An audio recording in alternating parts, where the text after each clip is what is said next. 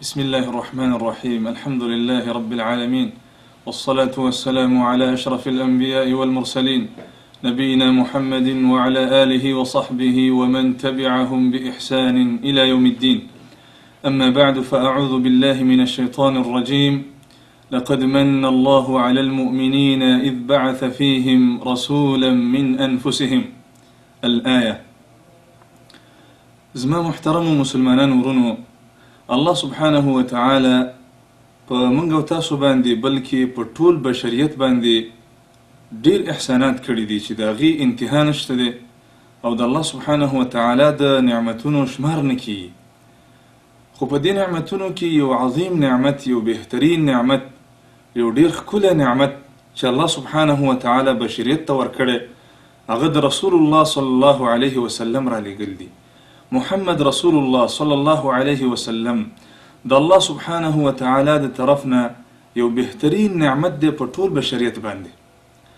ګورئ زما عزتمندو، الله سبحانه وتعالى چې څومره نعمتونه کړي، په دې نعمتونو کې الله سبحانه وتعالى دا نه دي فرمایلی چې موږ په تاسو باندې احسان کړی. صرف کله چې دا فرمایي چې ما تاسو ته رسول الله صلی الله علیه وسلم را لېږلی، نو الله سبحانه وتعالى دا تعبیر کوي، داسې فرمایي چې یقینا الله سبحانه وتعالى په مؤمنانو باندې احسان وکړه، امتنان یې پرې وکړه او پیرزوینه پرې وکړله.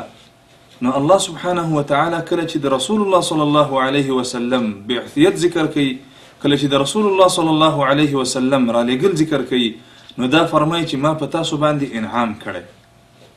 د دې د وجې نه رسول الله صلی الله علیه وسلم د الله سبحانه وتعالى د طرفه په موږ او تاسو باندې ډیر لوی احسان دی، ډیر لوی فضل دی. د الله سبحانه وتعالى خصوصي فرضیونه ده په موږ او تاسو باندې. زما عزتمندو، راځئ چې لږ سوچ وکړو چې رسول الله صلی الله علیه وسلم څومره قدر و قیمت لري. ګوره، کله چې بشریت ولوېده د انسانیت نه، انسانیت ختم شه او د انسانانو نه حیوانات جوړ شولو، خپل انسانیت د لاسه ورکه. رسول الله صلی الله علیه وسلم چې کله الله جل جلاله د پیغمبر په حیثیت باندې راولېږه، هغه ورک انسانیت بیا را ژوندی کړ، هغه ولیدلي انسانان بیا را پورته کړل، هغه تیرې له منځه یوړلې. نو زما عزتمندو، ډېر بهترین شخصیت د الله سبحانه وتعالى خصوصي فضل په منګ او تاسو باندې. دلته لږ سوچ باید منګ او تاسو وکړو چې د رسول الله صلی الله علیه وسلم په دور کې څومره عزت، څومره کرامت، څومره قوت الله سبحانه وتعالى مؤمنانو ته ورکړ، وروسته د دې نه چې هغوی کمزوري وو. همدارنګه د صحابه کرامو په دور کې او د تابعینو په دور کې اسلام څومره قوي وو، مسلمانان څومره په قوت کې وو، او مسلمانان څومره په عزت کې وو، څومره په کرامت کې وو. د دې څه وجه وه زما عزتمندو؟ د دې وجه دا وه چې دغه صحابه کرامو، دغه تابعینو، دغه مسلمانانو د رسول الله صلی الله علیه وسلم حقوق پیژندلي، او دغه مسلمانانو د رسول الله صلی الله علیه وسلم په هدي باندې منګولې لګولې وي، نو الله سبحانه وتعالى ورته عزت ورکړی.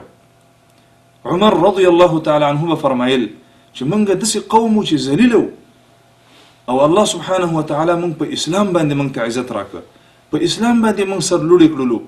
نو که اوس موږ اسلام پریږدو، بېرته به ذلیله شو. نو زما عزتمندو، دغه خلک ډیر په عزت کې وو، ډیر په کرامت کې وو، او د اسلام دښمنان هغوی نشو کولی چې د اسلام مخه ونیسي، او صحابه کرامو د خپل دین دفاع، د خپلو مقدساتو دفاع ډیر په ښکلي انداز باندې کوله، او اسلام په ډیر ښه انداز باندې دنیا ته پیش کړی. اوس زما عزتمندو، موږ او تاسو په دنیا کې تقریبا مسلمانان 1.5 میلیارد مسلمانان دي، 1.5 میلیارد تقریبا 1.5 میلیونه، دا 1 میلیارد او نصف جوړیږي، دومره مسلمانان دي. د دې باوجود موږ او تاسو وګورو چې مسلمانان څومره د مشکلاتو سره مخامخ دي، څومره د مصائبو سره مخامخ دي، څومره د تکلیفاتو سره مخامخ دي، څومره ذلیل دي، نشي کولی چې د خپل دین دفاع وکړي، نشي کولی چې د خپل مقدساتو دفاع وکړي، څومره چې مناسب ده. دا ولې زما عزتمندو؟ د دې جواب باندې هر یو مسلمان پوهیږي چې د دې وجه دا ده چې موږ او تاسو د رسول الله صلی الله علیه وسلم مسلمانانو د خپل نبی د خوږ نبی محمد مصطفی صلی الله علیه وسلم هدي پرېښې ده، د هغې منهج پرېښې، په هغې کې سستي کړې، نو د دې د وجې نه نن مسلمانان د سختو مصایبو سره مخامخ دي.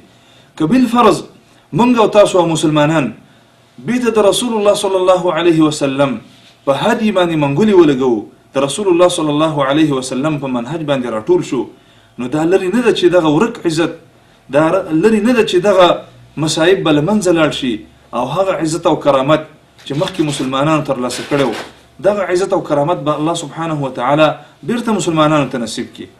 الغرض رسول الله صلی الله علیه وسلم ډیر اوچت شخصیت دی، د رب العالمین په نسبت باندې ډیر لوړ مقام لري، او زمونږ او ستاسو په زړونو کې باید هم رسول الله صلی الله علیه وسلم ته ډیر احترام وي، دغه عزت وي، دغه احترام او توقیر وي. نو زما عزتمندو د دې نه وروسته به ان شاء الله تعالی موږ د رسول الله صلی الله علیه وسلم حقوق ذکر کوو، چې دغه عنوان به حقوق المصطفى صلی الله علیه وسلم علی امته، د رسول الله صلی الله علیه وسلم حقوق د هغې په امت باندې. ان شاء الله دا به په اختصار باندې چې څومره د رسول الله صلی الله علیه وسلم حقوق وي د هغې زده کول، او بیا دغه حقوق د رسول الله صلی الله علیه وسلم ادا کول. د دې لپاره به ان شاء الله دا یوه سلسله، دا یوه لړۍ شروع کړو ان شاء الله تعالی، چې په هغې کې به د رسول الله صلی الله علیه وسلم حقوق ذکر کړو، د دې د وجې نه چې موږ د رسول الله صلی الله علیه وسلم مقام او مرتبه وپېژنو، او د رسول الله صلی الله علیه وسلم کوم حقوق جدي چې هغه موږ ادا کړو. ځکه رسول الله صلی الله علیه وسلم زموږ لپاره څومره تکلیفونه تیر کړي، زموږ له وجې نه جړېدلی، زموږ له وجې نه دردېدلی، زموږ د وجې نه ورته هجرت مخامخ شوی، زموږ د وجې نه ورته ډیر مشکلات رسېدلي. نو په کار ده چې موږ د رسول الله صلی الله علیه وسلم حقوق ادا کړو. الله جل جلاله دې وکړي چې موږ او تاسو د رسول الله صلی الله علیه وسلم ښکلي او تابعدار امتین جوړ شو. سبحانك اللهم وبحمدك أشهد أن لا إله إلا أنت أستغفرك وأتوب إليك.